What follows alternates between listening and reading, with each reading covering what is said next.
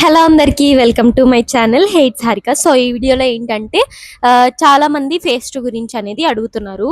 So face two ఇంకా ఏంటి campus changing list గురించి కూడా క్యాంపస్ చేంజింగ్ లిస్ట్ ఎప్పుడు వస్తుంది, ఇంకా స్పెషల్ కేటగిరీ లిస్ట్ ఎప్పుడు వస్తుంది, ఫేస్ టూ ఒకవేళ ఇంకొకటి కామన్ డౌట్స్ ఏంటంటే ఆ, ఒకవేళ ఫేస్ టూ అప్పుడు క్యాంపస్ చేంజింగ్ లిస్ట్ అనేది వస్తే మరి మేము ఎప్పుడు వెళ్ళాలి? ఫేజ్ వన్ వాళ్ళు జూలై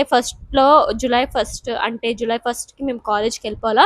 అప్పుడు ఫేజ్ టూ ఇంకో 2 డేస్లో ఇస్తే మళ్ళీ అప్పటి నుంచి మేము క్యాంపస్ అనేది చేంజ్ అవ్వాలా అనేవి ఇవన్నీ చాలా క్వశ్చన్స్ ఉన్నాయన్నమాట. సో ఈ వీడియోలో మనం దాని గురించి తెలుసుకుందాం. అండ్ ఫేజ్ టూ ఎప్పుడు వస్తుంది, సో మాకు ఒక గ్రూప్లో ఒక ఎన్ని సీట్స్ మిగిలి ఉన్నాయి ఇలా అని చెప్పి గ్రూప్లో ఇచ్చారనమాట. సో ఆ ఫోటో కూడా మీకు ఇక్కడ ట్యాగ్ చేసి చూపిస్తాను. ఓకే, ఇప్పుడు ఈ వీడియోలో ఏంటి అంటే ఫస్ట్ ఫేజ్ టూ ఎప్పుడు, టైం ఎప్పుడు, డేట్ ఎప్పుడు, ఇవన్నీ ఉన్నాయి కదా. So phase two date and time ఏంటి అంటే ఇప్పుడు మనకి ఆల్రెడీ మొన్న న్యూస్ పేపర్లో వేశారు, జూలై ఫస్ట్ వీక్ అంతా నూజివీడులో కౌన్సిలింగ్ పెడతాము అని చెప్పి. దీని అర్థం ఏంటి? ఓన్లీ నూజివీడు వాళ్ళకే సీట్స్ ఇస్తారా?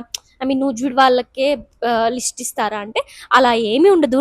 అంటే ఫేజ్ వన్ అనేది చాలా మంది ఒక థౌజండ్స్ ఆఫ్ స్టూడెంట్స్ ఉంటారు కాబట్టి అలాగా ఏ క్యాంపస్కి ఇప్పుడు ఒంగోలుకి ఆర్కేవీలో పెట్టారు, నూజివీడికి శ్రీకాకుళంకి నూజివీడులో పెట్టుంటారు అనుకుంటా.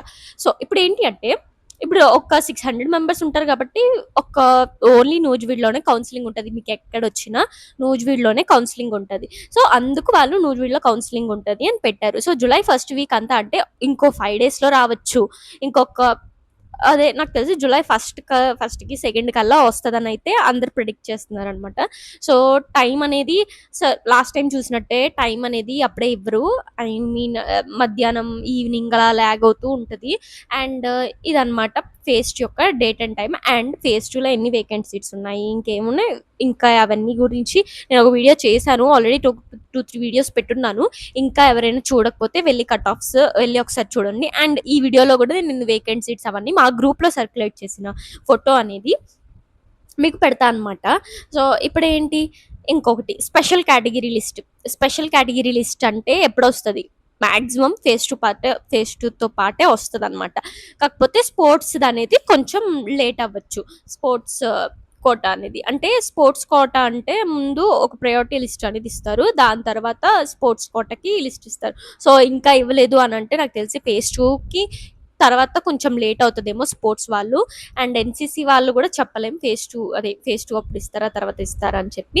ఇంకా పిహెచ్ క్యాప్ ఇలా మిగిలిన వాళ్ళు ఉంటారు కదా అండి, వాళ్ళకైతే ఫేజ్ టూ అప్పుడు మాక్సిమం వచ్చేస్తుంది లిస్ట్. ఇది స్పెషల్ కేటగిరీ గురించి అనమాట. సో స్పెషల్ కేటగిరీ నేను లాస్ట్ టైం ఒక వీడియోలో చెప్పాను, స్పెషల్ కేటగిరీ అప్లై చేసిన వాళ్ళందరికీ సీట్ మాక్సిమం వచ్చేసినట్టు అని. సో అది నాది మిస్టేక్, నేను సారీ చెప్తున్నాను. అప్లై చేసిన వాళ్ళందరికీ సీట్ వచ్చేసినట్టు కాదు, అందులో ఎలిజిబుల్ అయిన వాళ్ళకి సీట్ ఇస్తారు. సో ఇప్పుడు ఏంటి అంటే స్పెషల్ కేటగిరీ గురించి కూడా మీకు డౌట్ క్లియర్ అయిపోయిందని అనుకుంటున్నాను. ఇప్పుడు స్పెషల్ కేటగిరీ అయిపోయింది, ఇప్పుడు ట్రాన్స్ఫర్ గురించి చూద్దాం. క్యాంపస్ చేంజ్ వాళ్ళు ఫేజ్ టూతో పాటు మీకు క్యాంపస్ చేంజ్ లిస్ట్ అనేది ఇస్తారు. సో ఇప్పుడు మీకు క్యాంపస్ చేంజ్ లిస్ట్ ఇచ్చినప్పుడు మీరు జూలై ఫస్ట్కి మేము వెళ్ళిపోవాలా అని చాలా మందికి ఇదే కదా డౌట్ ఉంది. సో నేను ఇక్కడికి డౌట్ క్లారిటీ చేస్తాను అనమాట. ఇప్పుడు మీరు క్యాంపస్ చేంజ్ వచ్చింది, ఒకవేళ మీకు క్యాంపస్ చేంజ్ అవుతుంది అనుకోండి, ఎవరైతే క్యాంపస్ చేంజ్కి అప్లై చేసుకున్నారో ఫేజ్ టూతో పాటు క్యాంపస్ చేంజ్ లిస్ట్ అనేది రిజల్ట్ అనేది రిలీజ్ అవుతుంది కదా, దాని తర్వాత మీరు క్యాంపస్కి అనేది రిపోర్ట్ చేయండి, ప్రాబ్లం ఏమి ఉండదు. మీకు ఎక్కడైతే క్యాంపస్ అనేది షిఫ్ట్ అయ్యారో అక్కడ మీరు రిపోర్ట్ చేయండి డైరెక్ట్గా. సో ఫేజ్ టూ అనేది కొంచెం ఏం దూరంగా లేదు కదా, తొందరగా తీసేస్తున్నారు కాబట్టి లిస్ట్ అనేది రిలీజ్ అయినప్పుడు మీరు హ్యాపీగా డైరెక్ట్గా అక్కడికి వెళ్ళండి. ఎందుకు అంటే నా అడ్వైజ్ ఏంటంటే ఇప్పుడు మీరు అక్కడికి వెళ్తారు, సపోజ్ నూజివీడు వచ్చింది అనుకోండి, నూజివీడికి వెళ్తారు, రిపోర్ట్ చేశారు, మీరు ఆర్కేవీకి పెట్టుకున్నారు, ఇంకో 2 డేస్లో ఆర్కేవీ అంటే మీరు ఇక్కడ నుంచి అక్కడ షిఫ్ట్ అయ్యి మొత్తం అంతా లగేజ్ అంతా ప్యాక్ చేసుకొని మళ్ళీ టికెట్స్ బుక్ చేసుకొని అక్కడికి వెళ్ళే బదులు డైరెక్ట్గా ఆర్కేవీ షిఫ్ట్ అయినాక డైరెక్ట్గా ఆర్కేవీకే రిపోర్ట్ చేయండి. సో ఇదన్నమాట ఫేజ్ టూ గురించి. అండ్ పిక్ యాడ్ చేస్తాను చూడండి.